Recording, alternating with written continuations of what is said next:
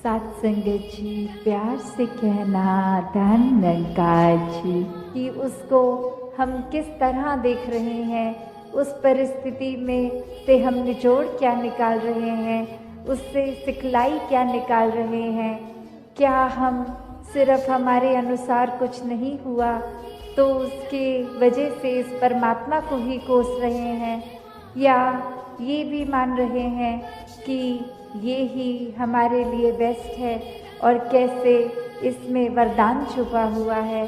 तो एक ये नज़रिया भक्तों ने हमेशा से जो जिया कि आध्यात्मिक पहलू अपना हर किसी ने जहाँ एक बहुत ही उस नज़रिए का बनाना है कि जीवन में ये शरीर मिला है, ये मटीरियलिस्टिक वस्तुएं मिली हैं, घर बार रिश्तेदारी बहुत कुछ मिला है, तो क्या इसी में पूरा समय रहकर इस परमात्मा के लिए समय नहीं निकालना, या फिर एक चुनाव अपना है कि इस परमात्मा के प्यार के रंग में ऐसे रंगे जाएं कि कोई दुनियावी रंग फिर छू नहीं सकता। ये पक्के का रंग, ये एक हर समय रहने वाला रंग, और इस रंग को जिसने भी अपने ऊपर लगाया वो हमेशा के लिए आनंदित हो गए। एक जीवन हर समय के लिए झूम झूम के जिया गया। और वो फिर बात कि भक्तों के जीवन में भी विपरीत परिस्थितियां आईं तो भी उन्होंने कभी इस परमात्मा से विश्वास नहीं तोड़ा। तो बात वही कि परमात्मा के प्यार में जो रंग जाते हैं वो खुद ब खुद बदल जाते हैं। एक सामाजिक रूप से चाहे रहन सहन वैसा ही रहेगा जैसे ये परमात्मा के प्यार से पहले का था, वो एक शक्ल आकार सब सेम रहेगा, सिर्फ और सिर्फ जो बदला जाएगा वो मन के भाव बदलते हैं। तो ऐसा ही बदलाव हर किसी के जीवन में मुबारक बदलाव होता है कि ये एक संसार में जितने भी अलग अलग प्रकार के चाहे इंसानों के साथ मुलाकात होनी, और वो एक अलग अलग कल्चर बैकग्राउंड, दिखने में अलग, खान पान अलग, सब तरह से वो एक डाइवर्सिटी रूप, और कैसे वो होने के बावजूद भी सब परमात्मा के साथ जो एकत्व के बंधन में हैं, तो हर एक को एक दूसरे में परमात्मा ही नज़र आता है। और कैसे फिर एक ये एकत्व ही दिल पे हर समय का, और उससे फिर कोई किसी में फ़र्क नहीं दिखता, कोई ऊंच नीच जाति पाति प्रांति कुछ भी फ़र्क नहीं, सब अपने हैं, सब ही पूजनीय हैं। तो कैसे ये परमात्मा का वास तो पूरी सृष्टि के कण कण में है, और वहीं जो हर किसी में भी, और यही परमात्मा को देखना ब्रह्म ज्ञान है कि इस परमात्मा को जब हर समय के लिए ये दिखाई देगा कि हर जगह ही मौजूद है, तो फिर एक जहाँ अपनी भी चेतनता जाग उठेगी, एक जो सच्ची दात है जो भक्तों ने युगों युगों से समझाई है कि दुनियावी एक दौलत तो आज है कल नहीं, इसने बदल जाना है, एक माया का रूप बदल जाना है, घर परिवार सोसाइटी सब बदल जाएगा, पर सिर्फ और सिर्फ एक चीज़ जो अपनी जगह में कायम दायम शुरू से थी, अभी भी है, और ये संसार खत्म होने पे भी रह जाएगी, तो वो बस ये परमात्मा, ये निराकार है।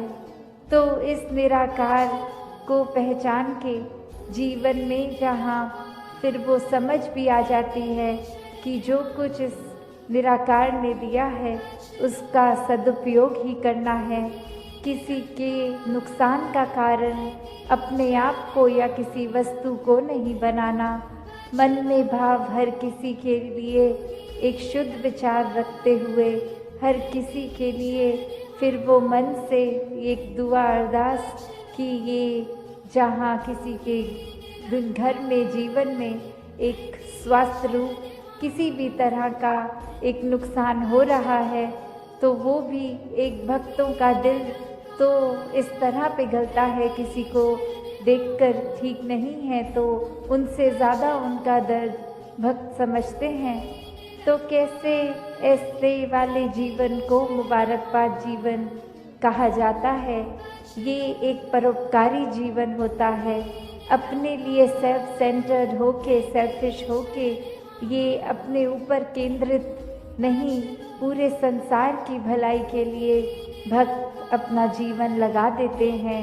पूरी ह्यूमैनिटी, पूरी मानवता के लिए ये संसार में आकर, तो कैसे जहाँ एक मन में भी भाव होते हैं कि ये एक समान अगर नहीं भी कोई दिख रहा पर सब ही एक है, तो भाव वही कि भक्तों ने युगों से ये जो संदेश दिया है कि कैसे इस परमात्मा को जानकर फिर अपने जीवन में बदलाव आ सकता है।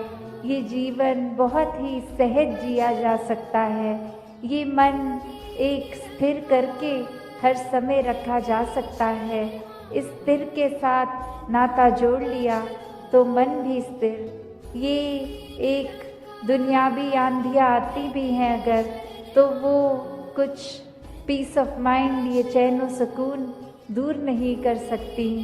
फिर तो हर किसी एक अवस्था में ही लगता है कि ये बहुत ही, ये ईश्वर परमात्मा पर निरंकार ये हमारे लिए क्या अहमता जीवन में रखते हैं। और हालांकि ये भी उस तरह से देखा जाए तो हम अगर सिमरन कर रहे हैं और निरंकार प्रभु परमात्मा को याद कर रहे हैं तो उसका उद्देश्य क्या है कि निरंकार को तो कोई फर्क नहीं पड़ेगा कि हम अगर निरंकार को याद रख रहे हैं कि नहीं, पर हमें अपनी इस जीवन काल में किस तरह जीना है वो अगर नज़रिए से देखें तो हम सही रास्ते पे हैं कि गलत, वो जो हमारा एक है मेजरमेंट लेने का कि किस तरफ हैं हम, उसको अगर तोलना हो तो यही पता लगता है कि अगर हम सिमरन करके कोई भी कार्य का डिसीजन ले रहे हों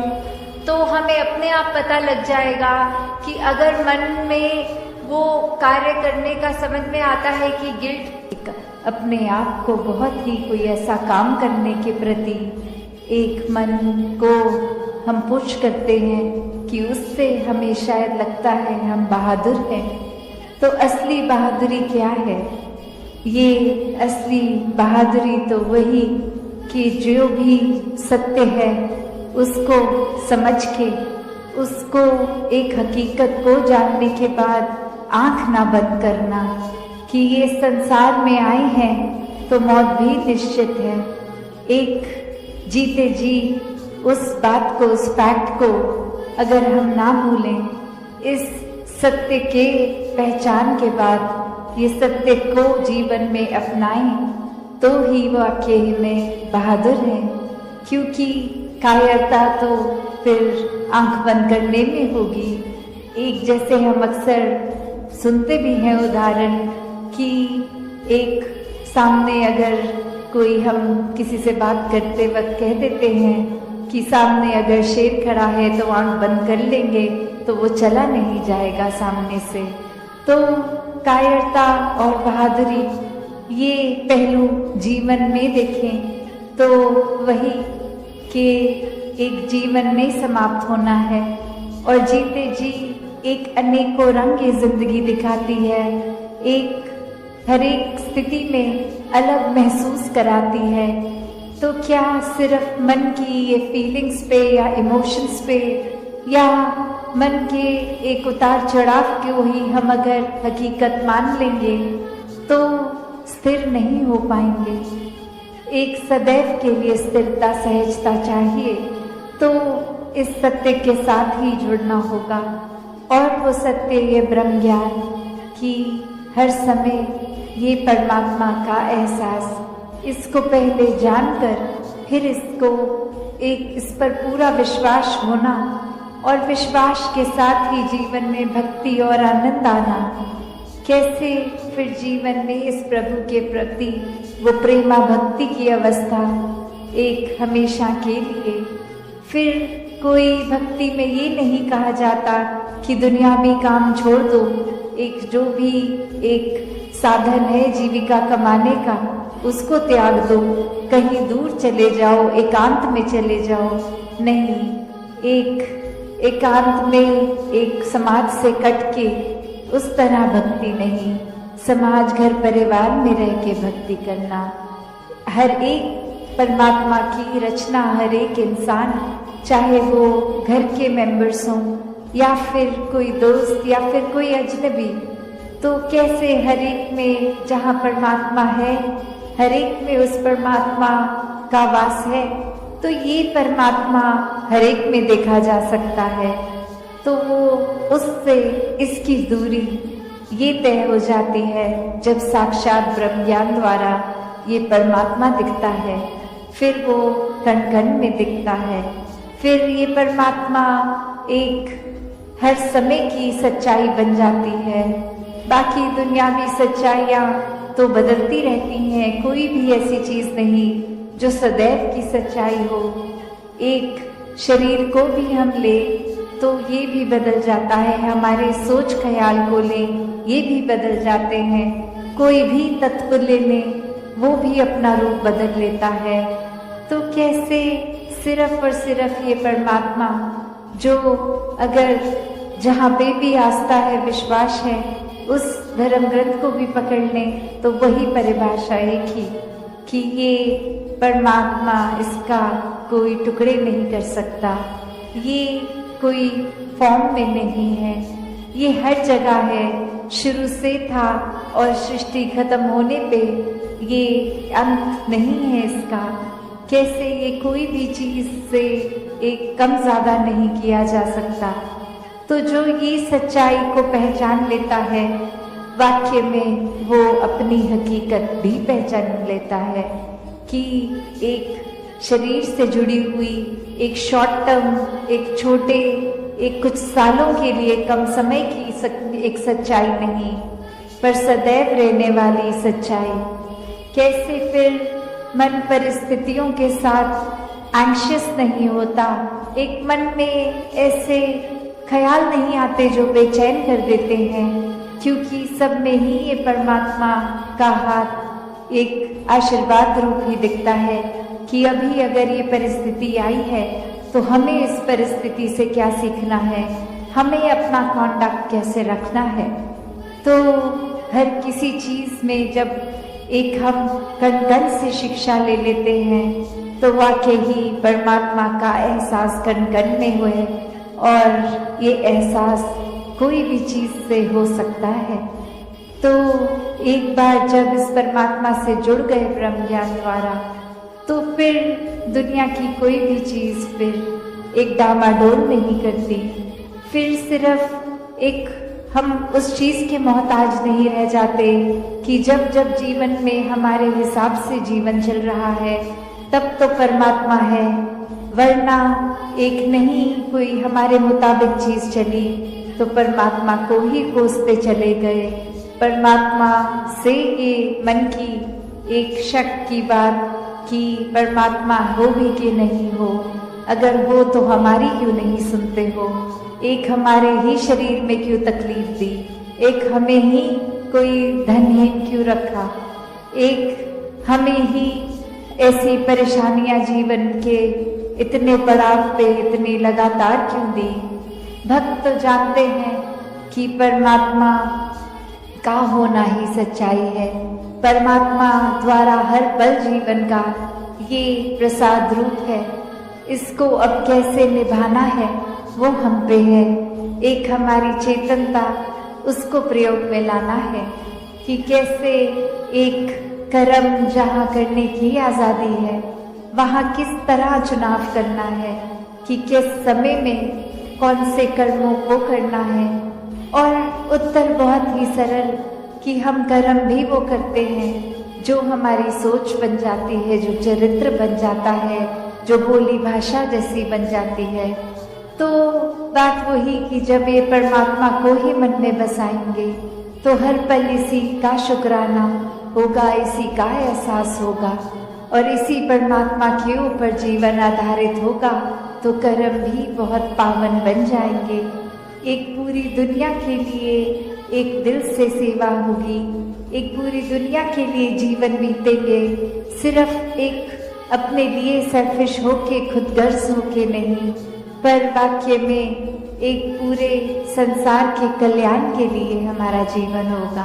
तो एक बालक बालिका के जीवन में ग्रोथ की बात होती है, वहाँ पे एक अच्छी तहजीब के साथ साथ ये एक अंदर से स्पिरिचुअलिटी की भी बात की जाती है।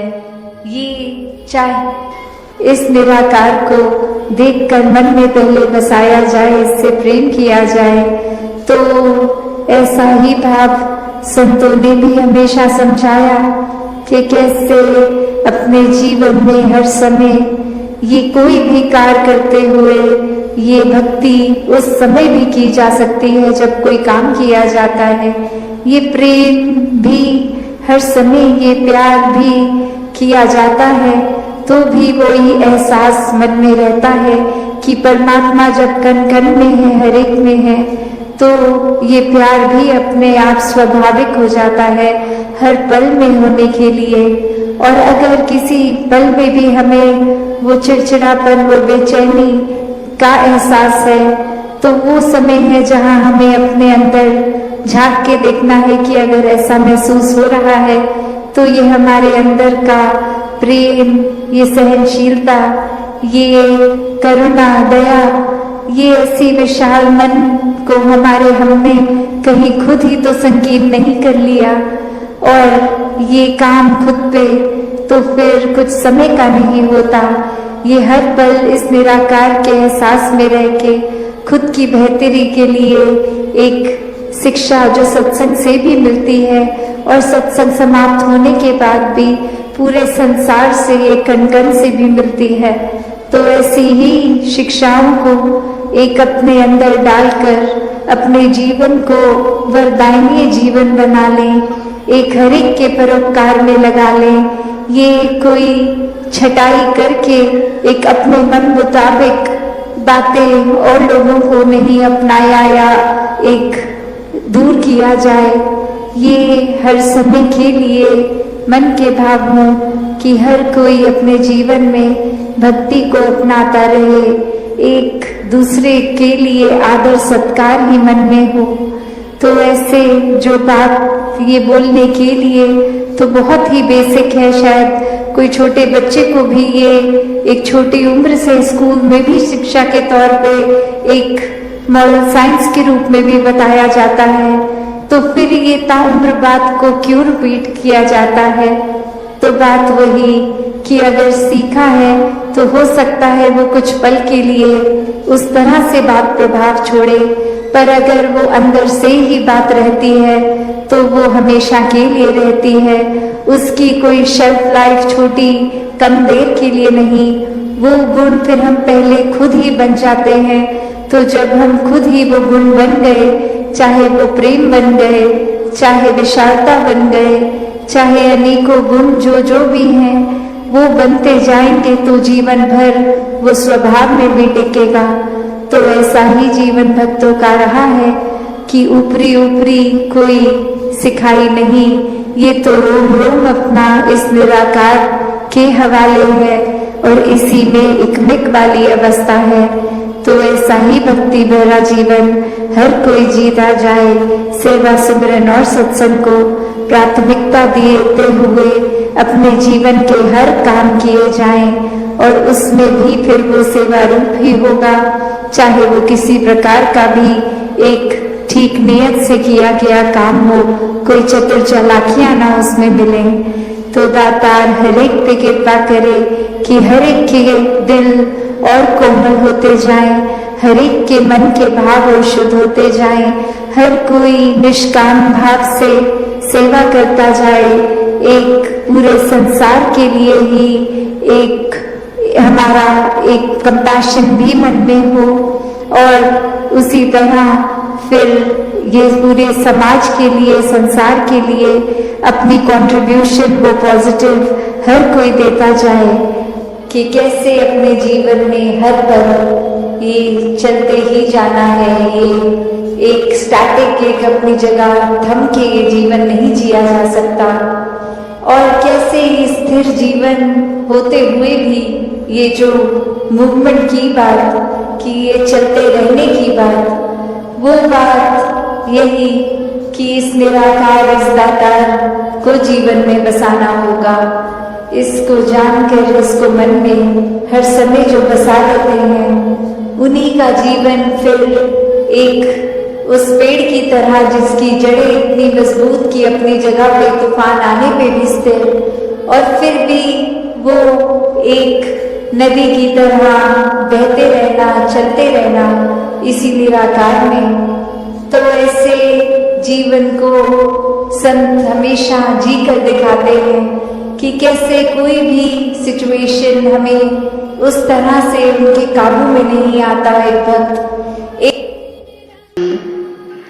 आज यहाँ ये जो समागम चाहे हो मलेशिया में रहा है, पर ये इंटरनेशनल रूप जो सिर्फ साउथ ईस्ट की कंट्रीज ही कुछ नहीं, पर देश विदेश से ये सभी यहाँ पहुँचे हैं, और उद्देश्य भक्ति का कि ये परमात्मा, ये निराकार इसके रंग में रंगे रहें। एक ये यहाँ चाहे वो टूरिस्ट रूप में भी आए हैं, तो भी वही एक प्रायोरिटी क्या है कि ये शहर का आनंद, ये नज़ारे तो बाद में पहले सत्संग की जाए। तो हर एक के मन में यही भाव है कि कैसे अपने जीवन को हर कोई और संवारे। ये जीवन में प्यार, प्रीत, नम्रता, ऐसे सारी ह्यूमन वैल्यूज़ को कैसे इस जीवन में भरें, और इस तरह भरें कि कुछ पलों के लिए ये ना रहें। ये एक सांस की तरह कि पूरा जीवन जैसे सांस लेते ही हैं, उसी तरह इस जब परमात्मा से जुड़ते हैं तो सारे गुण बहते चला जाते हैं, हर पल के लिए वो सारे गुण आ जाते हैं। तो बात जहाँ प्यार की हो रही है, प्रेम की हो रही है, लव की हो रही है, वहीं ये एक्सेप्टेंस की भी हो रही है कि किस तरह ये हर एक को अपना मानना कैसे संभव हो। हर एक का स्वभाव, ये नेचर हर एक का कितना अलग है, हर एक को अपना कैसा माना जाए, कैसे मान लें कि सभी अपने हैं।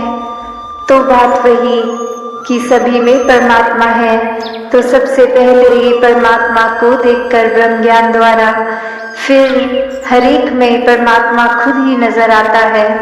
फिर कोई फर्क ही नहीं कि कोई ये दोस्त मित्र परिवार से हैं या कोई बेगाने हैं, सभी एक बहुत ही ज़्यादा अच्छे दिखते हैं, सभी अपने दिखते हैं। तो ऐसा प्यार और एक्सेप्टेंस का जीवन जब बन जाता है, ये अपनत्व का जीवन बन जाता है, ये एकत्व का जीवन बन जाता है, तो ये वननेस, ये वर्ल्ड विदाउट वॉर्स की अलग दिखने के बावजूद, अलग कल्चर के बावजूद, हर कोई एक दिल से दिल का रिश्ता जोड़ता है। ये ऊपरी दीवारें, ये कारण नफरत करने के, सब ये दीवारें टूट जाती हैं। तो कैसे अपने जीवन में ये एक्सेप्टेंस और लाई जाए। तो यहाँ जो बात एक्सेप्टेंस की हो रही है, तो वो भाव एक्सेप्टेंस का क्या कि सिर्फ वही जो हमें मिला है, ये तो एक पहलू हो गया एक्सेप्टेंस का, पर एक पहलू और भी कि उस चीज़ को भी एक्सेप्ट करना है जो नहीं मिला है जीवन में। क्योंकि अक्सर एक चीज़ जब मिल जाती है कोई, उसके साथ वो एक दिमाग खुद ही एडजस्ट करने लगता है कि चलो ये अभी जो है इसके साथ काम चलाते हैं, फिर आगे शायद इससे बेहतर कुछ मिल जाए। तो बात वही आ जाती है कि ऐसे करते करते अगर मेहनत प्रयास के बाद भी अगर एग्जाम्पल किसी ने कोई अपना मटेरियलिस्टिक गोल सेट किया है कि उम्र के इस पड़ाव तक ये डिग्री ले लेनी है, ये काम में इतनी सैलरी होनी चाहिए, और अपने बनाए हुए टाइमलाइन से वो मैच नहीं है, तो एक मन में एक्सेप्टेंस का तब भी भाव अक्सर इसलिए आ जाता है कि चलो अभी जितनी सैलरी मिल रही है उतनी तो मिल रही है, कम से कम आगे और होगा।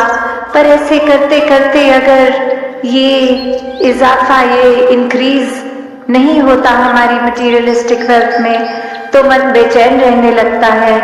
फिर एक मन में खुद के लिए ही वो कंपैरिजन्स औरों से कर करके एक मन छोटा हो जाता है, एक परेशानी हर समय हम महसूस करने लगते हैं। क्योंकि यहाँ सिर्फ बात वो नहीं कि जो परमात्मा ने दिया उसको एक्सेप्ट करा, पर अक्सर ध्यान वही जो नहीं है हमारे पास, उसको भी जब इंसान एक्सेप्ट कर ले कि कोई बात नहीं, किसी और के पास अगर कोई चीज है जो हमारे पास नहीं है, तो ऐसी एक्सेप्टेंस भी एक स्वभाव की भी एक्सेप्टेंस की कोई बात नहीं, ये अगर कोई गुण मुझे पसंद है सामने वाले इंसान में हो जिनसे हम बात कर रहे हैं, पर उनका नेचर, उनका स्वभाव अलग है, ऐसा गुण उनमें नहीं है, तो भी कोई बात नहीं, ये प्यारे फिर भी है, हर कोई इंसान अच्छा है। क्योंकि हो सकता है वो पर्टिकुलर गुण ना भी हो उनमें, तो ऐसे और कितने गुण होंगे उनमें जो हम में नहीं है। तो हर कोई जहाँ एक उस तरह देखा जाए कि अपने अंदर झांके तो हमारे स्वभाव में भी कितनी कमियां हैं, कितने गुण अभी तक जीवन में आए ही नहीं, तो वो पैरामीटर दूसरों को जज करने का कैसे बना लेते हैं। और अक्सर हम फिर बहुत जजमेंटल भी हो जाते हैं एक किसी गुण को लेके कि ये गुण एक समय में अगर बात कर रहे हैं उस गुण का तो उसको पॉजिटिव गिना देते हैं, और दूसरी सिचुएशन में वही चीज को लेके एक उसको नेगेटिव लाइट में एक गलत की तरह दिखा देते हैं। तो ऐसी ही एक कहानी कि एक इंसान किसी के घर जाता है और बोलता है कि हम ट्रैवल कर रहे थे, आपके घर में आपकी बेटी की भी शादी थी और आपके बेटे की भी शादी थी, तो घर में दो शादियां हम अटेंड नहीं कर पाए, हम ट्रैवल कर रहे थे, तो अब ये कंग्रेचुलेशंस हमारी एक्सेप्ट करें और हमको बताइए कि आपकी बेटी एक अलग घर में गई तो वो एडजस्ट अच्छे से हो गया, वहाँ नया शहर था, और ये घर में भी जब बहू आई है तो घर में भी आपके इस रूप में एडजस्टमेंट हो गई, बच्चे खुश हैं। तो अब वो एक लेडी ऑफ द हाउस बोलने लग गई उनको, गेस्ट को समझाते कि मेरी बेटी तो बहुत ही खुश है, मेरी बेटी को कुछ वहाँ ससुराल में काम नहीं करना पड़ता, वो तो बस आराम ही करती है, जो एक उसके हस्बैंड है वो काम पे भी जाते हैं, काम से आके सब घर का खाना भी वो बना देते हैं, वो एक हाउस होल्ड पूरे में हेल्प भी बहुत अच्छी एक उस तरह है। तो मेरी बेटी बस आराम से है, कुछ है नहीं कि एक काम बहुत कुछ घर में करने के लिए, बहुत रिलैक्स मोड में है, बहुत खुश है। और अभी जब वो अपने बेटे के ऊपर बात लेके आ रहे हैं तो यही बात रखते हुए कह रहे हैं, पर मेरा बेटा जब से उसकी शादी हुई है पता नहीं उसको क्या हो गया है, ये मेरी बहू को तो रेस्ट करने को बोल देता है और खुद ही घर के काम सारे कर लेता है और सारा कुछ खुद ही करता है, उसको कुछ करने नहीं देता।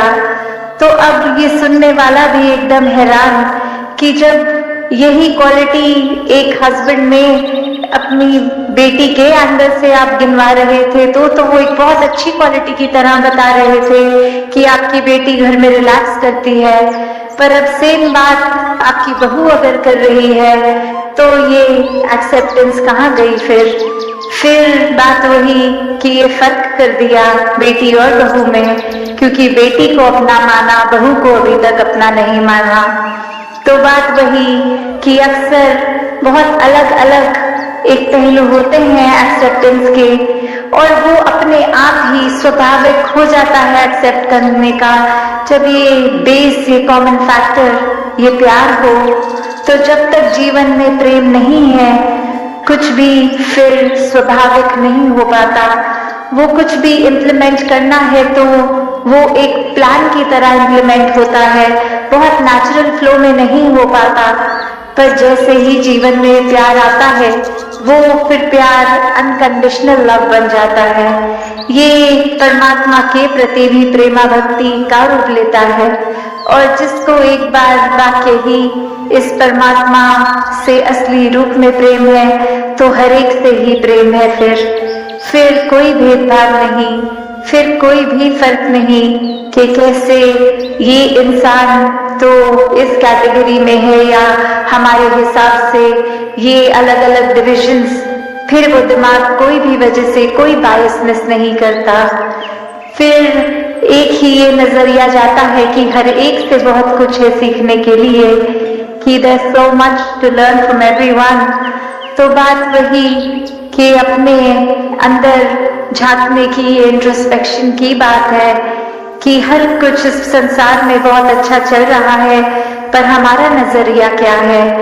क्या हम उस तरह के इंसान बन गए हैं कि एक परफेक्ट सिचुएशन में भी इम्परफेक्शन ढूंढते हैं, एक सही चीज जो चल रही है उसमें भी कमियां निकालने वाला नजरिया बन गया है?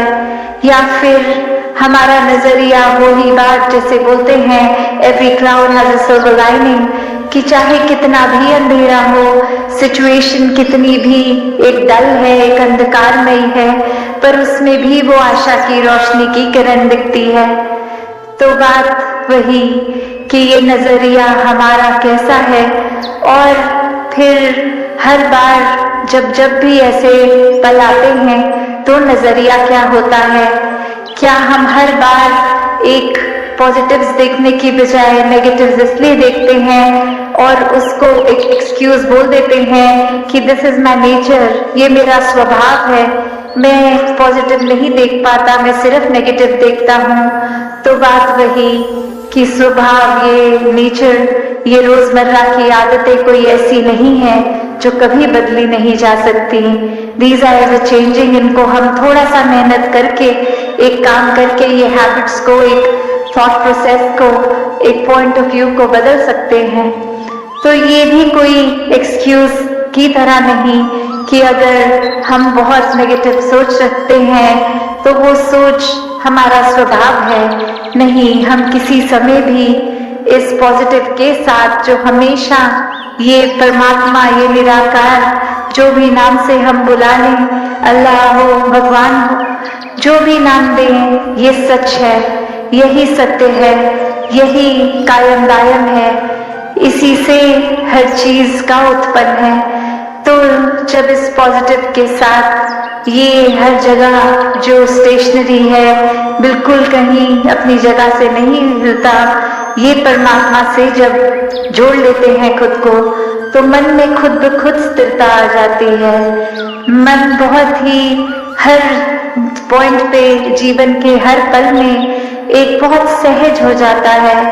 फिर एक किसी और की वजह से अपना मन नहीं खराब होता, एक खुद ही बेनिफिट ऑफ द डाउट दूसरे को देने के लिए मन एक खुद ही सोच लेता है कि शायद दूसरे इंसान का आज अच्छा दिन नहीं जा रहा होगा, इसलिए फ्रस्ट्रेशन में आके कुछ हमें गलत बोल दिया। ना कि कैसे ही किसी ने कुछ गलत बोला, उसी समय उनसे भी ज्यादा कड़वे वचन आगे से सुना दिए। तो बात वही कि हर सिचुएशन में ये रिएक्शन तो हमारे हाथ में ही है, और एक टेम्पररी अगर हमने क्वालिटीज, ये ह्यूमन वैल्यूज टेम्पररी सीखी हो कि बस अभी कहीं जा रहे हैं, 10-15 लोगों से मुलाकात होगी तो we have to be on the best behaviour, तो वो एक छोटे देर के लिए, एक अपने आप को अच्छा प्रदर्शित करने के लिए कि और लोग हमें पसंद करें, सिर्फ उस वजह से अच्छाई अगर रखेंगे तो बहुत वो लिमिटेड टाइम के लिए होगी और वो थोड़ी अननेचुरल भी है। तभी अगर कोई ऐसी सिचुएशन आ जाए अचानक जिसमें फिर रिएक्शन टाइम ही नहीं है, तो नेचुरली तो वही निकलेगा जो अंदर है, उसमें फिर हम ऊपरी अच्छाई को मेंटेन भी नहीं कर पाएंगे। तो अगर सच में वाकई ही अंदर से ये अच्छाई है, ये प्यार है, तो फिर एक सडन सिचुएशन में भी वो वैसा ही निकलेगा। जैसे ये शरीर में खून है तो कोई भी हमें पिन चुभती है तो एक सेकंड में ही वो ब्लड ऊज आउट होता है, वो इसीलिए क्योंकि इस स्किन के अंदर खून है। उसी प्रकार हर तरीके से हर समय ये परमात्मा को हम इस तरह अपने अंदर बसा लें कि ये परमात्मा ही अंदर है, तो कोई भी फिर चाहे बात हो, हर समय ये जिक्र भी परमात्मा का होगा, मन शुक्राने भाव में भी परमात्मा के ही होंगे। फिर हर किसी से एक आदर सत्कार मन अपने आप ही कर उठेगा। सिर्फ किसी का सोसाइटी स्टेटस, किसी की अचीवमेंट्स या कोई हमें सुपीरियर लगे तो ही उसके लिए आदर सत्कार नहीं, ये फिर एक बराबर से हर एक का सत्कार है अपनों से, एक सोशली एलिवेटेड स्टेटस वाला हो या नीचे हो, हर कोई फिर यही प्यार बांटता चला जाता है। जैसे ये सनरेज की बात होती है कि सनरेज तो हर एक के ऊपर एक जैसी ही वो सूर्य छोड़ रहा है, पर किसने कितनी किरण से फायदा लेना है ये उस पे है। तो ऐसे ही ये प्यार हर एक तक है। अब किसी ने अगर अपना मन ब्लॉक कर लिया, या अक्सर ये अजम्पशन भी हम बना लेते हैं कि सामने वाला इंसान शायद हमारे लिए कोई अच्छी सोच नहीं रख रहा, शायद अभी तो बहुत अच्छा मेरे सामने बन रहा है, पर जब मैं कमरा छोड़ के जाऊंगा वो पीठ पीछे मजाक उड़ाएंगे, शायद ये अगर कोई बोल रहा है अच्छी बात तो पीछे कोई इल इंटेंट है, ये एक अलग ही अपना वेस्टेड इंटरेस्ट है कि अभी हमारे सामने अच्छे हो रहे हैं। तो ऐसी इनसिक्योरिटीज भी मन में घर कर लेती हैं, एक मन में उथल पुथल मच जाती है। तो बात वही कि हमें सिर्फ खुद पर इस बात पे फोकस रखना है कि सामने वाला कैसा है कैसा नहीं, किसी और को बदलना हमारा काम नहीं है। ये अच्छाइयों को हमें अपने अंदर लाना है, इस परमात्मा को अपने मन में बसाना है, और फिर वो अच्छाई हमने एक बराबर हर एक को देनी है। कुछ हैंड पिक्ड सिलेक्टेड के साथ बिहेवियर अच्छा और औरों के साथ रफ, ऐसा भक्त का जीवन होता ही नहीं है, क्योंकि भक्त तो हमेशा इस परमात्मा के प्यार में ही है। फिर हर कुछ जो भी पूरे दिन में करते हैं वो एक प्राइम फोकस, एक प्रायोरिटी इस रूप में प्रेमा भक्ति को, इस प्यार को, इस डिवोशन को बना लेते हैं।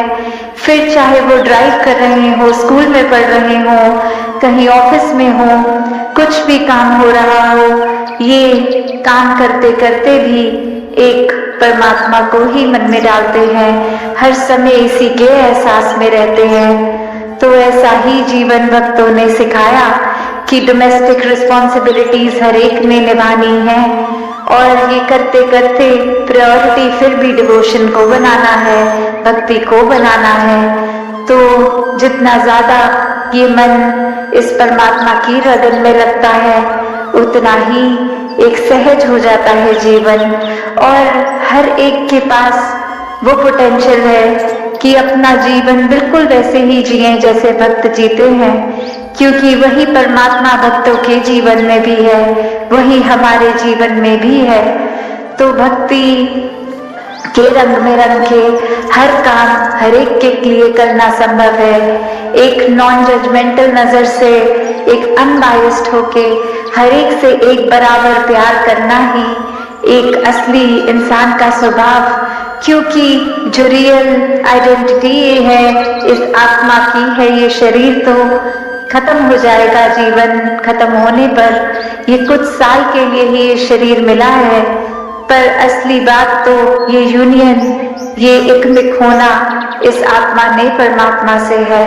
तो वो अभी जैसे सत्संग के दौरान भी महापुरुष जिक्र कर रहे थे कि सिर्फ ये एक डेथ के टाइम की जर्नी की बात नहीं हो रही, कि ये पीस विदिन की जो बात है, ये जीते जी इसको मिलना है, ये पीस को एक्सपीरियंस करना है, ये हर समय के सुकून को जीते जी एक इसमें रहना है, एक जीते जी ही भ्रमलीन होना है, इस परमात्मा में जीते जी ही खुद को इसी में एकमिक करना है।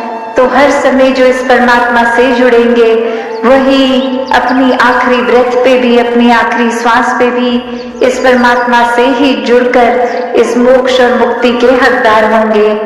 तो ये जीवन जो इस समय चल रहा है, इस पे फोकस करते हुए हर समय जहाँ खुद को बेहतर बनाना है, वहीं एक सांसारिक रंग में इतना नहीं बिजी हो जाना कि अपनी असली आत्मा की जो खुराक है, ये परमात्मा, ये भक्ति, इससे ही दूर हो जाए। तो हर समय जहाँ ये भक्ति करते चले जाएं, तभी सेवा सुमिरन और सत्संग पे इतना एक बार बार जिक्र भी आता है कि जीवन में ये रिमाइंडर्स की तरह है हर समय और कनेक्शन ज्यादा स्ट्रॉन्ग निराकार से एस्टैब्लिश करने के लिए कि ये सेवा सिर्फ अपनों की नहीं, ये पूरे संसार के लिए हो। ये इतने मन को हम्बल करके, विनम्र करके ये पूरे संसार के लिए ही सेवा की जाए, जो हर किसी की बेहतरी के लिए हो। इसमें कोई सेल्फिश, कोई वेस्टेड इंटरेस्ट नहीं हो। ये तो करने वाला भी हम नहीं हैं, ये तो यही परमात्मा करवा रहा है। इसी ने ये क्षमता बख्शी, बल बख्शा, तो ही कुछ सेवा में योगदान दे पा रहे हैं।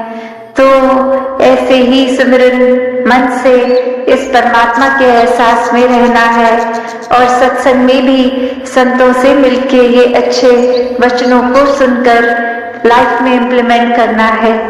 तो ऐसे ही जीवन भक्ति का हर एक तक बनता जाए, ताकि सिर्फ अपने जीवन के अंदर हम ये पॉजिटिव बदलाव ही नहीं, ये एक रिपल इफेक्ट हो के जैसे पानी में एक स्थिर पानी में पत्थर मारते हैं तो कैसे वो थोड़ा थोड़ा आगे एक बड़ा दायरा और बड़ा दायरा बनता जाता है, तो ऐसा ही फिर वो रूप पूरे संसार का हो जाए। तो ऐसे ही भावों को हमने रखकर ये संसार जो बहुत खूबसूरत है, इसको और खूबसूरत भी बनाना है। चाहे वो सोशली भी एक रिस्पॉन्सिबिलिटी है हमारी कि वो एक कचरा नहीं बचाना, पानी को कंजर्व करना है इत्यादि जो भी अच्छी बातें हैं उनको तो अपने लाइफस्टाइल में डालना ही है, पर मन को भी साफ रखना है। क्योंकि ये जो पोल्यूशन है, चाहे वो उस एयर में हो जो हम ब्रीथ कर रहे हैं, या हमारे दिलों में एक वो पोल्यूशन दूसरे को देखने का नजरिया में वो मिट्टी, कालक, वो भी किसी तरह की भी पोल्यूशन फायदा नहीं देती, इसने तो नुकसान ही करना है। तो जहाँ अंदर से खुद को साफ रखना है, इस मन में परमात्मा को हर समय के लिए बसाना है, वहीं अपने बाहरली ये आउटर लाइफ में भी ये हमने ऐसे ही जीवन को जीते चला जाना है। तो आज इस समागम में जहाँ सभी दूर दूर से भी आए और ये कल का भी रूप सभी ने होना है, तो दासी आज और लंबा ना बोलते हुए इन्हीं शब्दों से आपसे आज्ञा लेगी। सात संगत जी, धन्यवाद जी। सात संगत जी, प्यार से कहना धन्यवाद जी।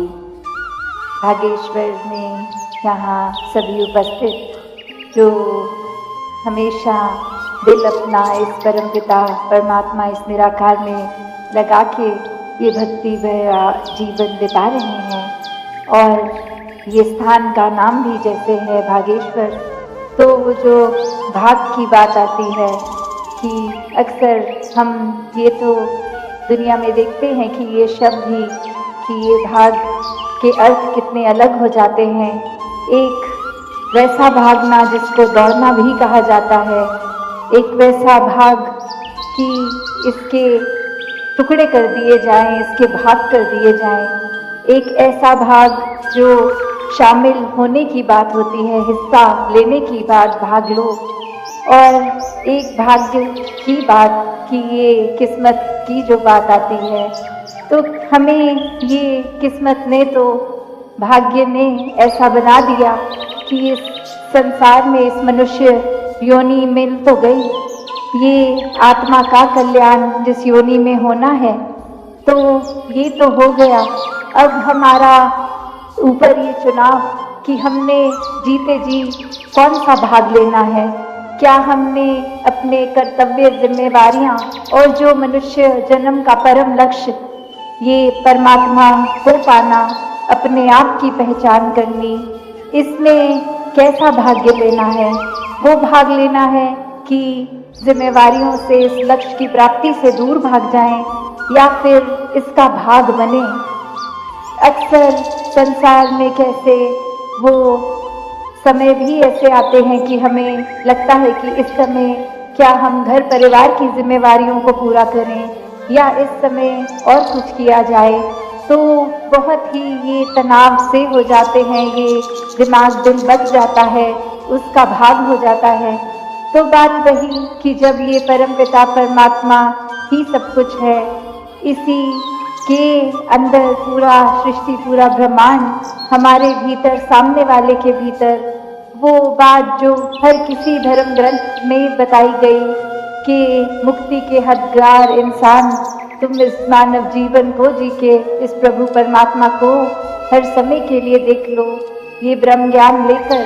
तो ऐसा करने से फिर वाकई ही वो जीते जी मुक्ति के हकदार बनते हुए, फिर जब ये श्वासें खत्म होंगी तो भी वो मुक्ति मिलनी संभव तभी होती है जब इस ब्रह्म ज्ञान के ऊपर चले, इस परमात्मा को हर समय देखें, इसके एहसास में रहें।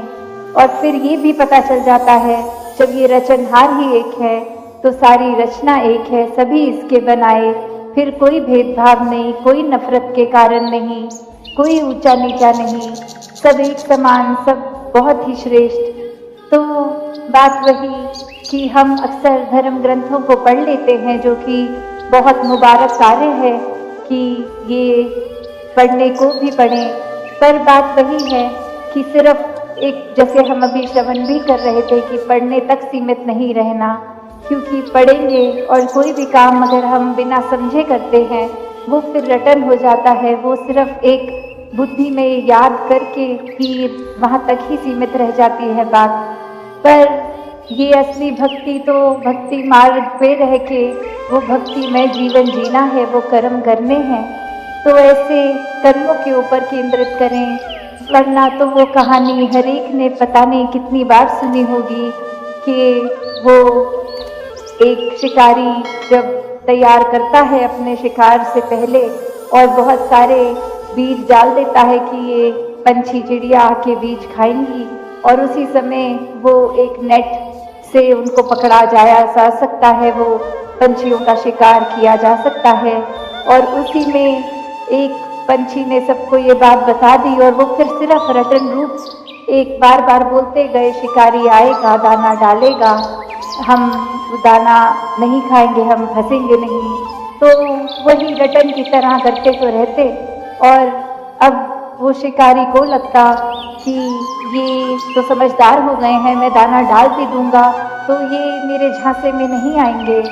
और फिर भी एक दिन चांस लेके जब वो ऐसा करता तो हर पंछी फिर वही रटन तो कर रहा है कि हम फंसेंगे नहीं, और फिर भी दाना डालते ही सब वो दाना चुगने जाते हैं, और कैसे उस नेट में फंस के, वो जाली में फंस के वो शिकार बन जाते हैं।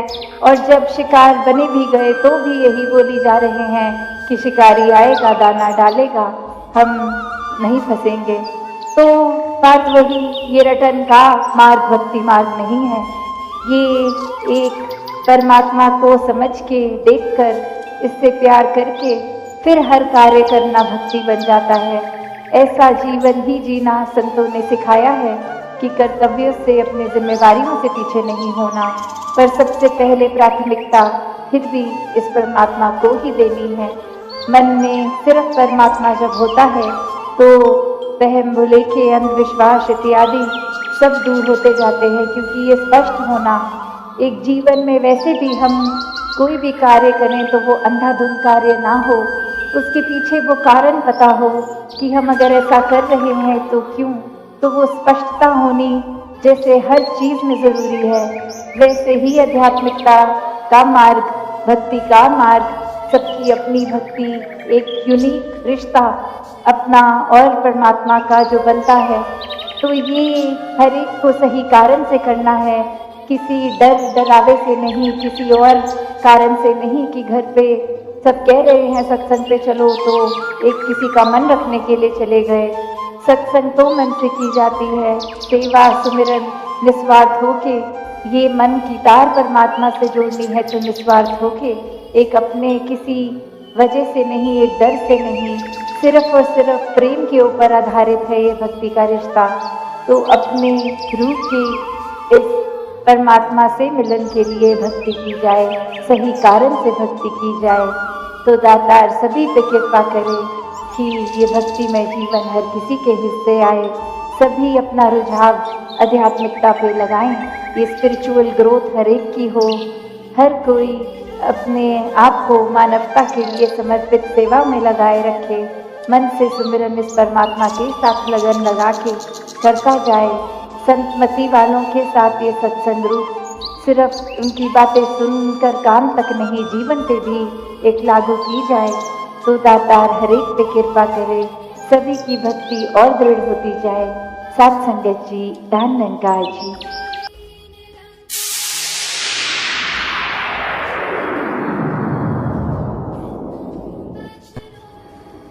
एक तू ही निरंकार, तू ही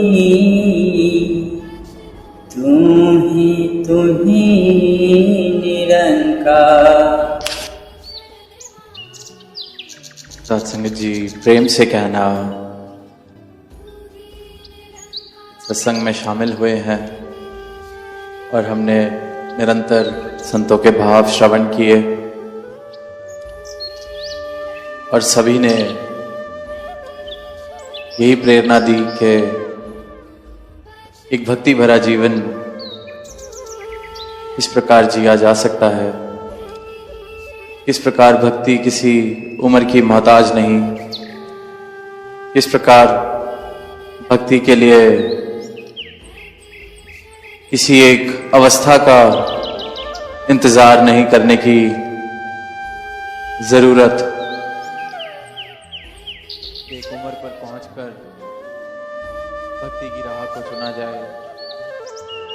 एक उम्र पर पहुंचेंगे तो सोचेंगे कि हाँ, अब शायद इस परमात्मा का नाम लेना ठीक रहेगा, इस परमात्मा को जान लेना ठीक रहेगा। यही कहा कि ये तो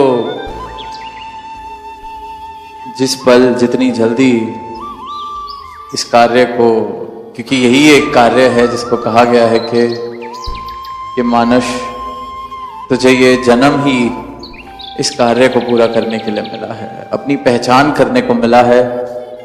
इस अविनाशी की पहचान करने के बाद अपनी सही पहचान तू कर ले। और किस तरह कहा गया कि ये एक सरल अवस्था से जीवन जीना शुरू हो जाता है जब परमात्मा प्रवेश कर जाता है जीवन में। तो क्यों ही इंतजार किया जाए जब जीवन सरल प्रेम से भरपूर हो सकता है। जैसे कोई जलती बलती धूप में खड़ा हो और उसको कोई कहे कि एक छाया में रहकर भी जीवन जिया जा सकता है, तुम छाया में भी आकर खड़े हो सकते हो, और वो कहे कि नहीं, अभी कुछ वर्षों बाद, अभी कुछ देर बाद, तो ये थोड़ी मूर्खता जैसी बात लगती है कि जब छाया में खड़े होकर आराम से ये जीवन जिया जा सकता है तो क्यों। इसी प्रकार जब ये परमात्मा को जानकर प्रेम से भरपूर जीवन जिया जा सकता है, भक्ति की राह एक सरल जीवन जिया जा सकता है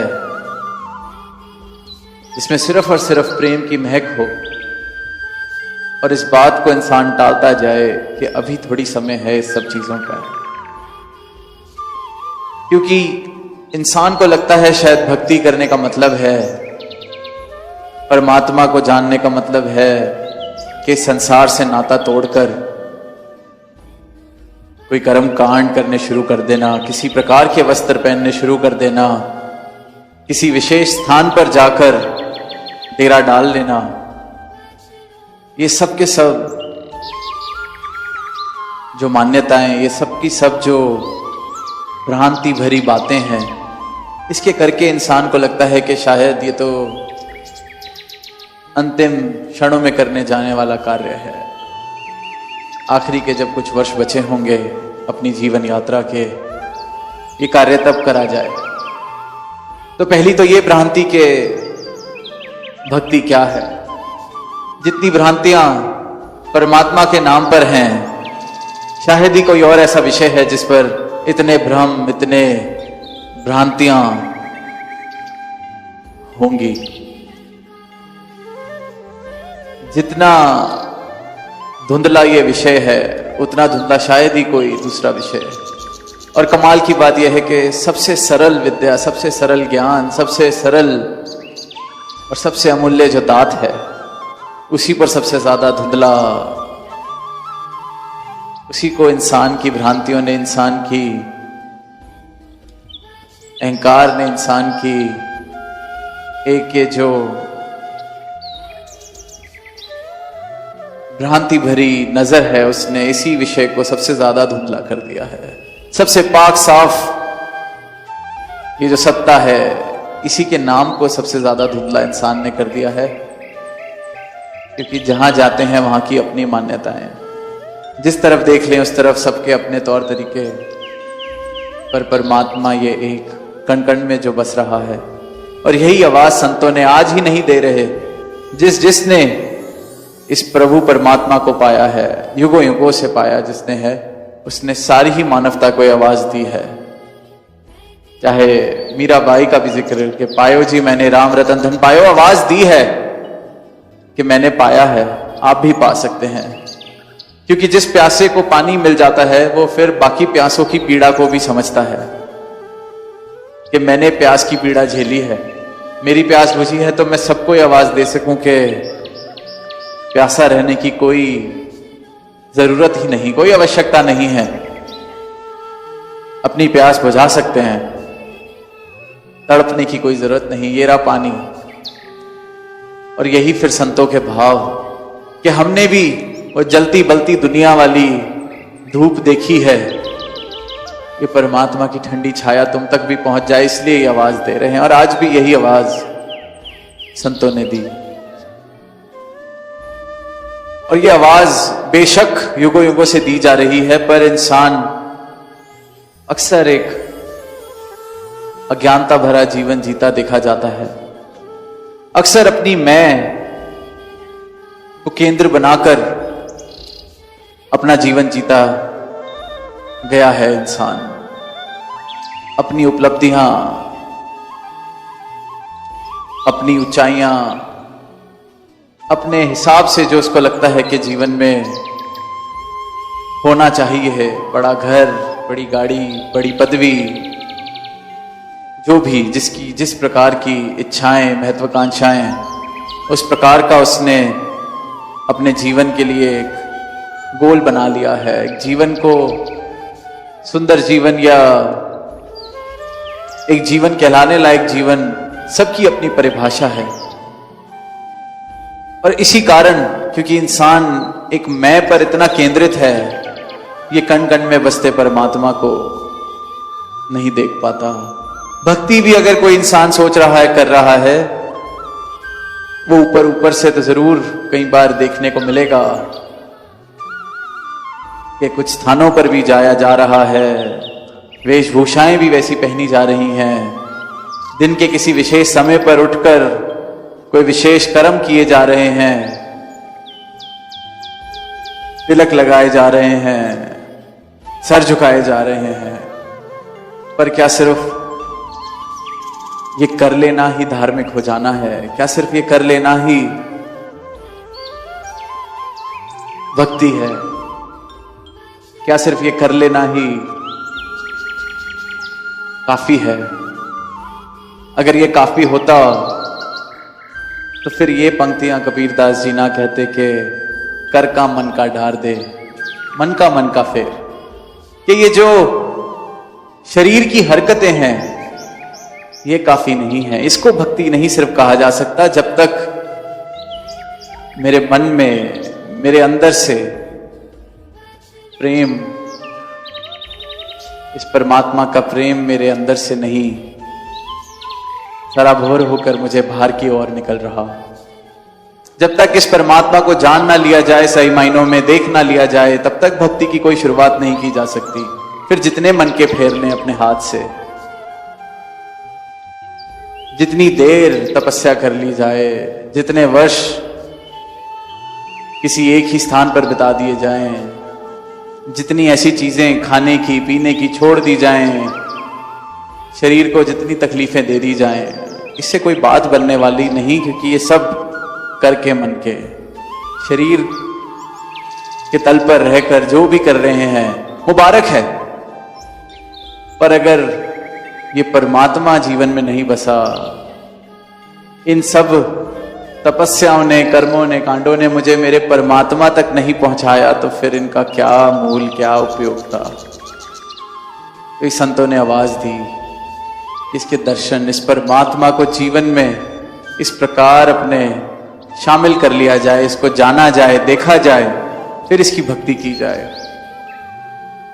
मन का फेर, मन के से फिर भक्ति, मेरे रोम रोम में भक्ति बस जाए, मेरा पल पल भक्ति बन जाए, मेरे जीवन में सिर्फ और सिर्फ प्रेम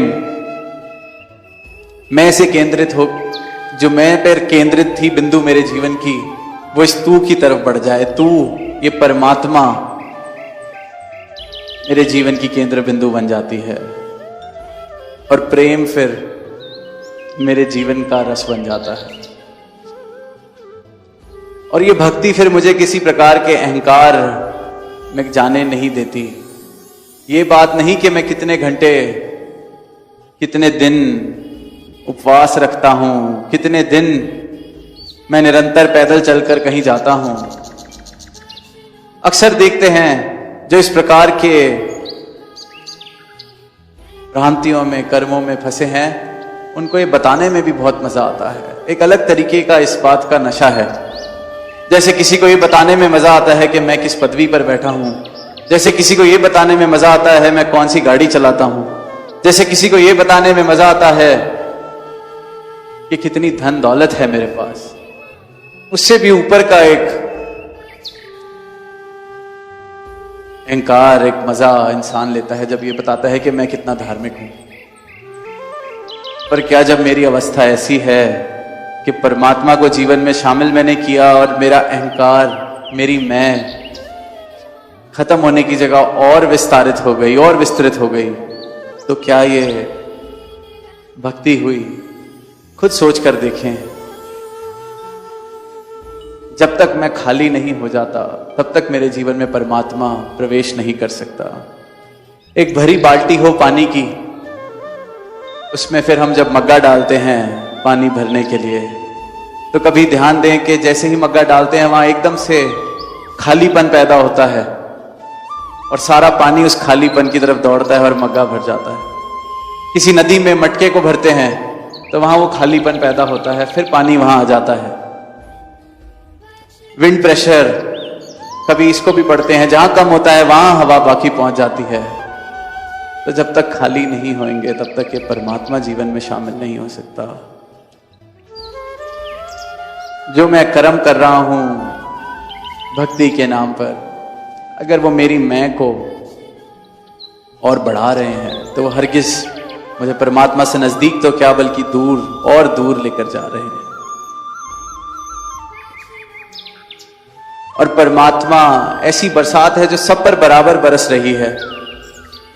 लेकिन जो इंसान अहंकार से भरा है वो एक ऐसे मटके के समान है जो उल्टा होकर बाहर रखा गया है, जिसका मुंह नीचे की ओर है जमीन पर, तो वो मटका कभी भर नहीं सकता, चाहे बारिश कितनी भी तेज हो जाए।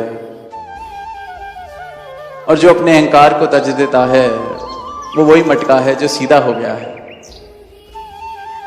जिसका मुंह अब बरसात की ओर है, कोई ढक्कन भी उस पर नहीं, वो पूरा का पूरा भर जाएगा। परमात्मा बराबर सब पर बरस रहा है। परमात्मा की कृपा, परमात्मा को हर एक इंसान जान सकता है, देख सकता है, खुद परमात्मा हो सकता है, पर अपनी इस मैं को छोड़ना पड़ेगा, अपने इस अहंकार को छोड़ना पड़ेगा। इसलिए संतों ने आवाज दी है कि ये अंधकार वाला जीवन, अहंकार वाला जीवन छोड़कर रोशनी वाला जीवन, इन रोशन मार्गों पर चलने की प्रेरणा दी गई है। पर अगर इंसान जब अपनी मैं से भरपूर होता है और उसको कहा जाए कि ये रोशनी, तो मानो किसी ने आंख बंद की हो और उसको कहा जाए कि रोशनी देख लो, तो वो यही कहेगा कि कोई रोशनी नहीं है। वो ये भी कहेगा कि मैं बहुत कोशिश कर रहा हूं जो आप कह रहे हैं मुझे देखने के लिए, पर मुझे कुछ नहीं दिख रहा, क्योंकि आंख बंद की है। और वो आंख तभी खुलती है जब अपनी मैं को तजते हैं। एक छोटी सी कहानी भी कि किसी संत ने,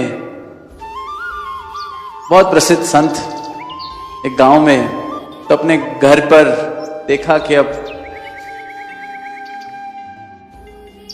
एक बच्चा है, भाई का बेटा था, उसकी अब उम्र हो रही है कि उसको भी चलो भक्ति की राह के लिए प्रेरणा दी जाए। तो एक दिन सुबह अपने साथ सत्संग पर ले गए और वापस जब आ रहे थे तो वो जो जवान नौजवान जिसको सत्संग पर लेके गए, वो घर के रास्ते में, क्योंकि सुबह सुबह के समय आज बच्चा सत्संग करके आया, घर के रास्ते में था, तो बाकी घरों के नौजवानों को भी सोता देख उन संत को कहता है कि संत जी, इन पापियों का क्या होगा, देखो अभी तक सो रहे हैं। तो वो संत उस बच्चे को कहते हैं कि मुझसे बड़ी गलती हो गई कि आज सुबह सुबह मैंने उठाया तो मैं सत्संग पर लेके गया, बहुत गलती हो गई मुझसे, क्योंकि तू तो सोता हुआ ही ठीक था, कम से कम तेरे अंदर इस बात का अहंकार तो नहीं आया था कि तू आज सुबह उठकर सत्संग पे गया है, तेरी अवस्था कल ही ठीक थी, आज तो खराब हो गई है। तो ये मैं का भाव, इंसान अगर परमात्मा का नाम भी ले रहा है तो इसलिए ले रहा है कि मैं कितना धार्मिक हूं ये बता सकूं किसी को, वरना फिर मजा ही क्या है, क्या ही फायदा है। 10-12 किलोमीटर के दायरे तक अगर जाना नहीं गया कि इससे बड़ा कोई भक्त नहीं, तो फिर उस भक्ति का भी क्या फायदा। इंसान की ये सोच है, क्योंकि ये मैं वाली सोच है, अहंकार वाली सोच है, मन वाली सोच है। पर सही भक्ति, सही मायनों में परमात्मा सिर्फ और सिर्फ जीवन में तब आ सकता है जब मैं अपनी इस मैं को सदगुरु के चरणों में रख दूं, छोड़ दूं, शीश झुकाकर, और फिर सदगुरु अपने ब्रह्म ज्ञान से, जब मुझे ये ज्ञान चक्षु, आज हमने वो बात भी सुनी, ज्ञान की नजर देते हैं, तो सही मायने में समझ आता है कि मैं क्या हूं। एक ही सवाल कि मैं क्या हूं, और इसी बात का जवाब सदगुरु अपने ब्रह्म ज्ञान से देते हैं। सदगुरु माता जी हर एक विचार में, हर एक अपने उपदेश में यही एक सवाल का जवाब मानव को दे रहे हैं कि जिस जोत दा अंश है बंदे, उस जोत नू जानते सही, मन तू जोत स्वरूप है अपना मूल पहचान।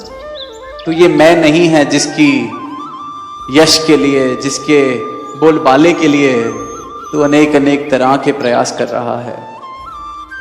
तू इस विराट का अंश है और खुद भी विराट हो सकता है जब इसको जान ले। तो यही एक आवाज कि ये हर एक इंसान, हर एक मानव परमात्मा को जानकर सही मायनों में भक्ति कर सकता है और खुद परमात्मा हो सकता है, खुद आनंदमय, पल पल में आनंद वाला जीवन जी सकता है। जैसे जगह का नाम भी पलवल है, तो पल पल में परमात्मा। और जिन्होंने जाना है, जिनके जीवन में ये ब्रह्म ज्ञान आया है सतगुरु की कृपा से, वो ये भी कहेंगे कि पल भर में परमात्मा। पल भर लगता है इस परमात्मा को जीवन में आने के लिए। तो पलवल में आज यही एक बात के पल भर में परमात्मा, ताकि पल पल में परमात्मा, मेरे जीवन के पल पल में परमात्मा शामिल हो जाए। और सिर्फ पल भर लगता है अपनी मैं को झुकाने में, इस परमात्मा को मेरे जीवन में आने में। जैसे बूंद को एक ही पल लगता है सागर हो जाने में, बस सागर तक पहुंचने की देरी है। तो इन्हीं भावों के साथ दास इजाजत चाहेगा, और यही अरदास दातार प्रभु से, सदगुरु माता जी के चरणों से, कि हर एक इंसान जो इस दातार के दर्शन करके भक्ति की राह पर चल रहा है, हर एक वो महापुरुष सही मायनों में भक्ति जिस तरह से सदगुरु बता रहे हैं कर सके, इस भक्ति का आनंद ले सके। ऐसा ना हो कि ये मेरी मैं को मैं अभी तक छोड़ ही नहीं पाया। सोच तो रहा हूं कि भक्ति कर रहा हूं, पर मैं को तो छोड़ नहीं पाया। तो भक्ति के आनंद से मैं कोसों दूर, सुकून की अवस्था से मैं कोसों दूर। और जिस इंसान, जिस मानव ने अभी ये जीवन का अपने कार्य नहीं किया, दातार मेहर करे कि ये सवाल खुद से पूछे कि मैं कौन हूं, और इसका जवाब भी दातार उसको जरूर दे कि मन तू ज्योत स्वरूप है, अपना मूल पहचान। अपना मूल पहचान कर एक सुंदर प्रेम से भरा जीवन हर एक इंसान जीता चला जाए। यही अरदास दातार से, सदगुरु के चरणों से प्रेम से कहना। सच्ची भक्ति किसे कहते हैं? सच्ची भक्ति का रहस्य। गंगा नदी के तट पर एक छोटे से गांव में संत रामदास का आश्रम था। दूर दूर से लोग उनके सत्संग में भाग लेने आते थे। उनकी वाणी में ऐसी मधुरता और सच्चाई थी कि लोग उनकी बातों से प्रेरित होकर अपने जीवन को धर्म और सच्चाई के मार्ग पर ले जाने की कोशिश करते थे। एक दिन सत्संग के दौरान एक जिज्ञासु युवक संत रामदास के पास आया और बोला, गुरुदेव, मैं वर्षों से भक्ति कर रहा हूँ, लेकिन मुझे भगवान की कृपा का अनुभव नहीं होता।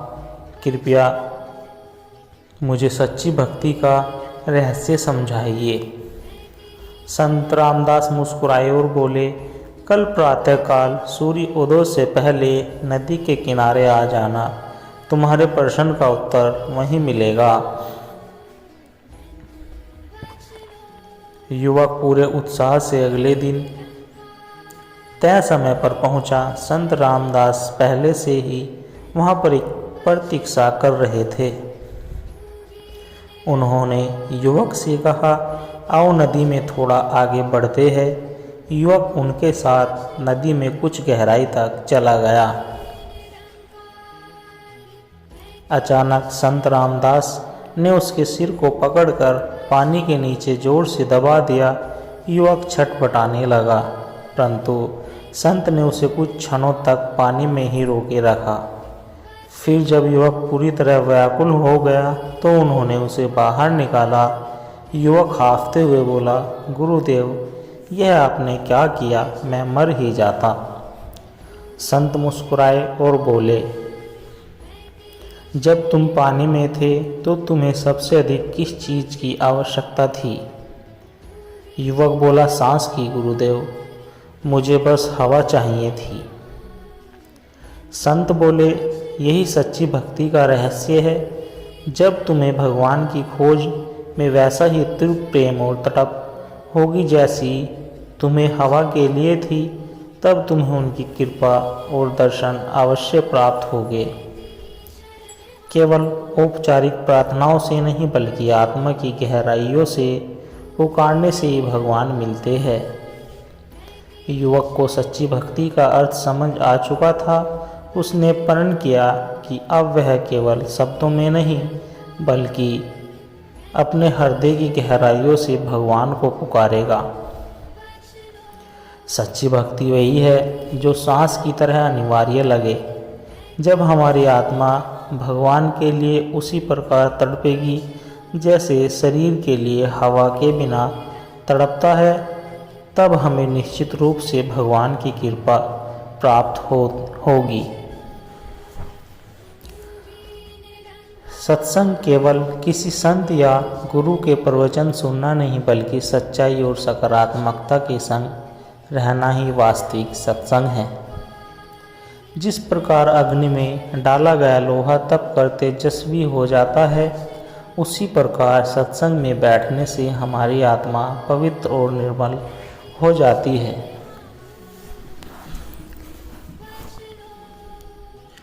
सत्संग मन को स्वच्छ करता है, जैसे सूरज की किरणें अंधकार को मिटा देती है। जब मन निर्मल होगा तभी ईश्वर का साक्षात्कार संभव होगा। सच्चे संत वे ही होते हैं जो हमें बाहरी आडंबर से हटाकर आत्मज्ञान की ओर प्रेरित करे। वे हमें सत्य की ओर ले जाते हैं, न किसी चमत्कार की ओर। यदि जीवन में कोई सच्चा संत या गुरु मिल जाए तो उसे कभी नहीं छोड़े।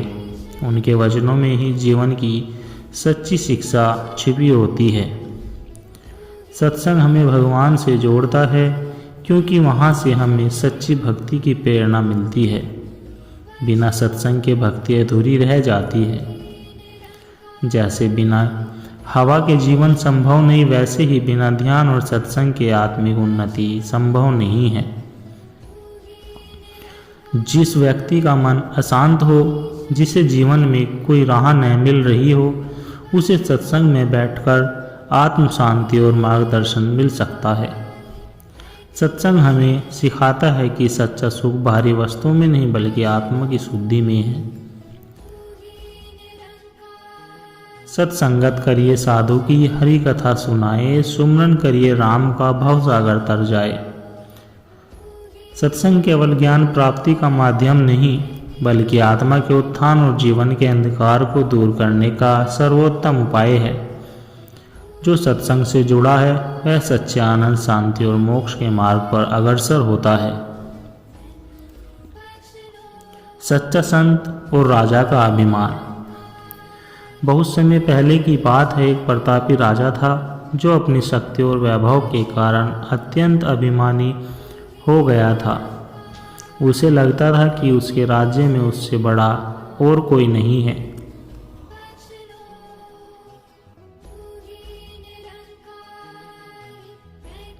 एक दिन उसके दरबार में एक संत का आगमन हुआ। संत के चेहरे पर अद्भुत तेज था और उनकी परिस्थिति से ही वातावरण शांतिमय हो गया। राजा ने संत का स्वागत किया और गर्व से कहा, मैं इस राज्य का सबसे बड़ा शक्तिशाली व्यक्ति हूँ। मुझसे बड़ा यहाँ और कोई नहीं है। संत मुस्कुराए और बोले, राजन, शक्ति और वैभव नश्वर है। असली ताकत भौतिक चीज़ों में नहीं बल्कि आत्मा की शुद्धि में है। क्या आप सच में सबसे शक्तिशाली हैं? राजा को संत की बातों पर क्रोध आया, लेकिन वह संयम रखते हुए बोला, मुझे यह सिद्ध करने के लिए क्या करना होगा? संत ने कहा, अगर आप सबसे शक्तिशाली हैं तो अपने जीवन और मृत्यु को नियंत्रित करके दिखाइए। अपने शरीर को अमर बना लीजिए। राजा चौंक गया और बोला, यह असंभव है। मृत्यु तो सभी को आनी ही है।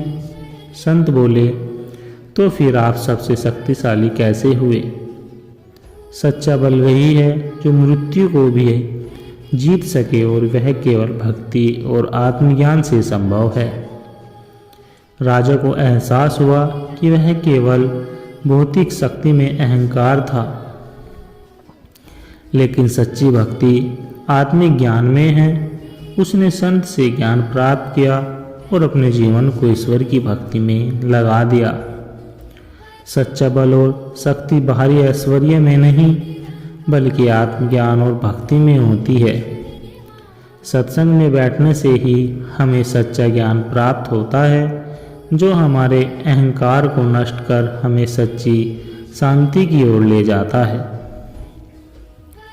सच्ची भक्ति और आत्मज्ञान।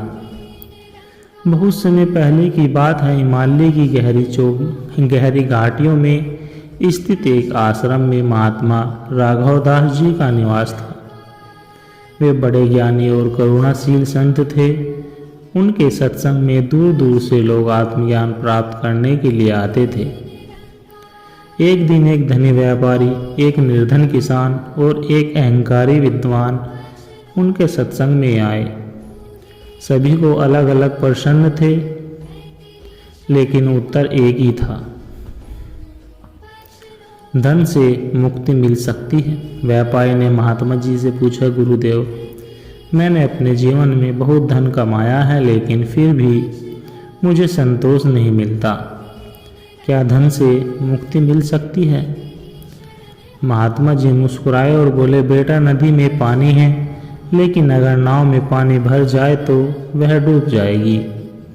इसी तरह धन अगर जीवन में साधन की तरह रहे तो अच्छा है, लेकिन यदि वह मन में अहंकार और लोभ भर दे तो व्यक्ति डूब जाता है। सच्ची मुक्ति धन से नहीं बल्कि त्याग और संतोष से मिलती है। व्यापारी ने सिर झुका लिया।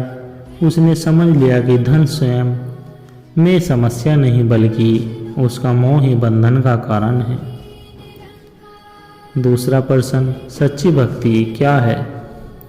किसान ने प्रश्न किया, गुरुदेव, मैं दिन रात कठिन परिश्रम करता हूँ और भगवान का नाम लेता हूँ, लेकिन फिर भी दुख और कष्ट मेरा पीछा नहीं छोड़ते। क्या मेरी भक्ति सच्ची नहीं है? महात्मा जी ने एक पात्र में पानी मंगवाया और उसमें एक पत्थर डाल दिया। फिर बोले, इस पानी में शक्कर डालो। किसान ने वैसा ही किया। महात्मा जी ने पानी को हिलाया और किसान से पूछा, अब शक्कर कहाँ है? किसान बोला, गुरुदेव, शक्कर तो पानी में घुल गई। फिर महात्मा जी ने पूछा, अब इस पत्थर को बाहर निकालो और देखो क्या इसमें पानी समाया। किसान ने पत्थर बाहर निकाला और देखा कि वह सूखा था। महात्मा जी बोले, बेटा, यही सच्ची भक्ति का रहस्य है। जो व्यक्ति सच्ची भक्ति करता है वह जंगल में शक्कर की तरह, वह जल में शक्कर की तरह ईश्वर में लीन हो जाता है। लेकिन जो केवल बाहरी रूप से पूजा करता है वह पत्थर की तरह अलग ही रहता है। यदि तुम ईश्वर में पूरी तरह समर्पित हो जाओगे तो तुम्हें कष्टों का अनुभव नहीं होगा। किसान की आंखें नम हो गई। उसने समझ लिया कि केवल कर्म करना ही पर्याप्त नहीं बल्कि मन और आत्मा से भगवान को प्रतिपूर्ण समर्पण करना आवश्यक है। तीसरा प्रश्न, विधा और अहंकार। अब अहंकारी विद्वान ने महात्मा जी से प्रश्न किया, गुरुदेव, मैं शास्त्रों का गहन अध्ययन कर चुका हूँ, मुझे सब कुछ ज्ञात है, फिर भी लोग कहते हैं कि मुझे अभी ज्ञान प्राप्त करना है। क्या मैं अब भी अज्ञानी हूँ? महात्मा जी मुस्कुराए और बोले, बेटा, यह बताओ कि यदि कोई खाली पात्र हो तो उसमें कुछ भरा जा सकता है?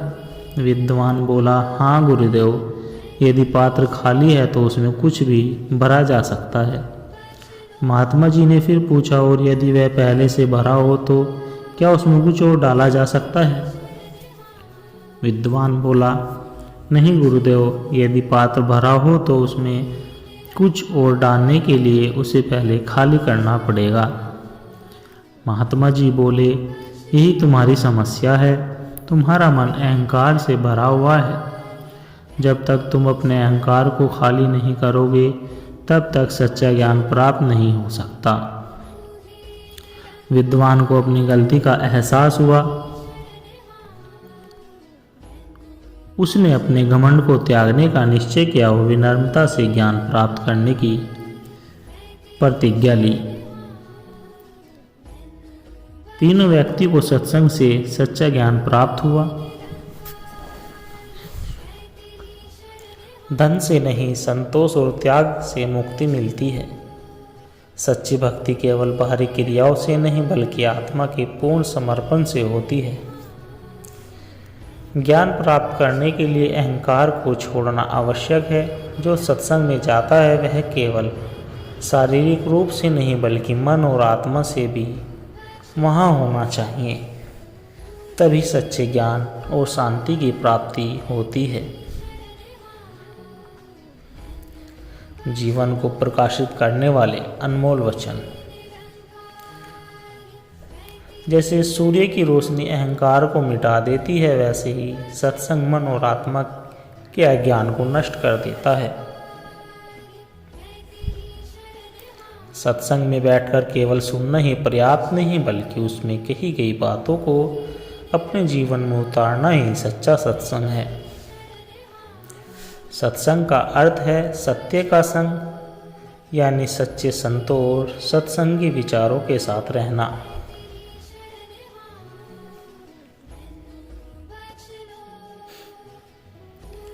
संग तैसा रंग,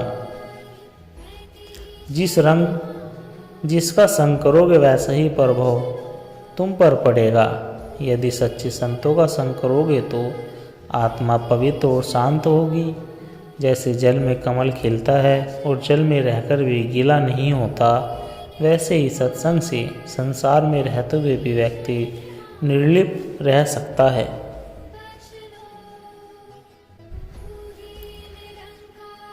सत्संग मन के विकारों को दूर करता है। क्रोध, लोभ, मोह, अहंकार और ईर्ष्या को समाप्त करता है। सत्संग भक्ति का द्वार खोलता है। बिना सत्संग के भक्ति अधूरी रह जाती है। राम नाम जपना परमार्थ कमाना। केवल नाम जपने से कुछ नहीं होगा जब तक जीवन में प्रेम, करुणा और सेवा नहीं आएगी। सच्चा सत्संग वही है जहाँ ईश्वर की महिमा के साथ साथ सेवा, त्याग और करुणा का पाठ पढ़ाया जाए। सत्संग का प्रभाव ऐसे होता है जैसे मिट्टी के पात्र में धीरे धीरे पानी भरता है।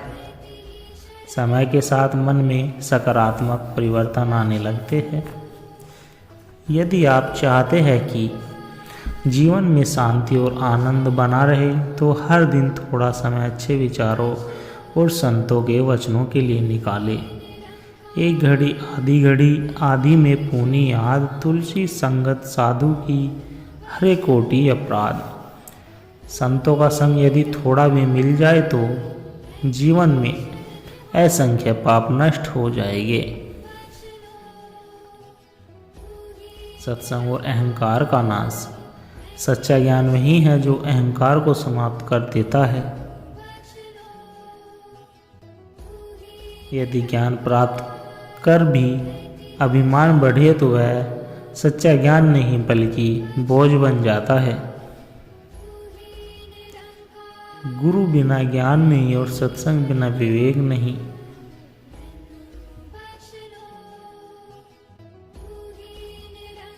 जैसे बिना रोशनी के कुछ दिखाई नहीं देता, वैसे ही सत्संग के बिना सच्चा विवेक उत्पन्न नहीं होता।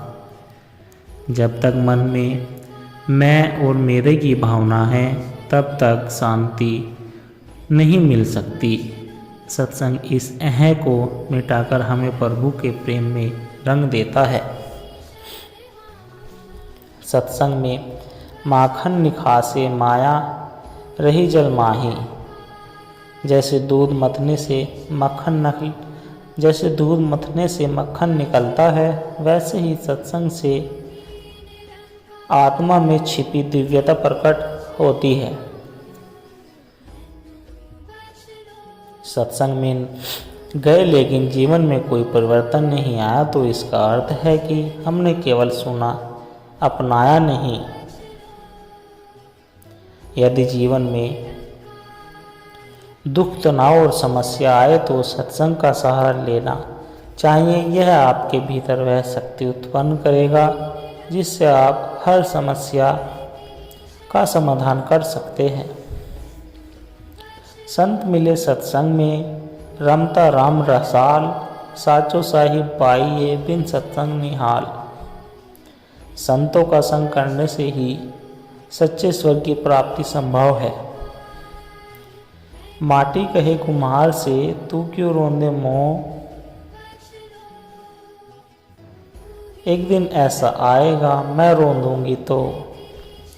यह अहंकार का सत्य है जो आज गर्व से भरा है, कल उसे भी मिट्टी में मिल जाना है। सत्संग हमें विनम्र बताता है।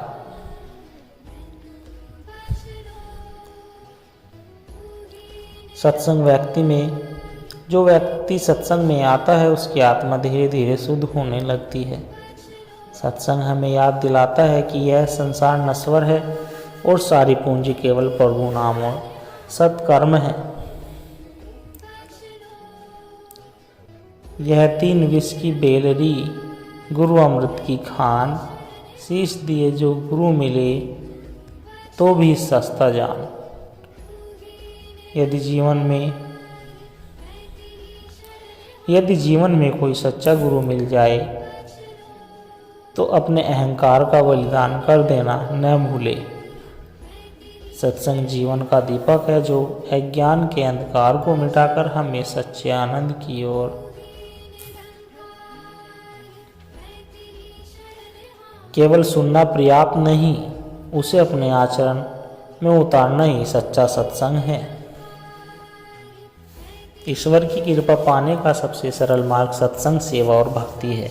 जो व्यक्ति नियमित रूप से सत्संग में सम्मिलित होते हैं वह अपने जीवन को पवित्र और सार्थक बना सकता है। सत्संग कीजिए संत से, निर्मल होए सुभाए। सत्संगत जी दास के द्वारा कहे गए प्रेरणादायक कहानी विचार, सत्संग विचार अगर आप जी को अच्छे लगे हो तो लाइक, कमेंट, शेयर और हमारे चैनल को सब्सक्राइब जरूर कर दीजिए। और दास को आशीर्वाद दे के आप जी के चरणों में हर रोज ऐसे ही सत्संग कहानी विचार लेकर आता रहूं। साथ संगत जी प्यार से कहना, धन निरंकार जी।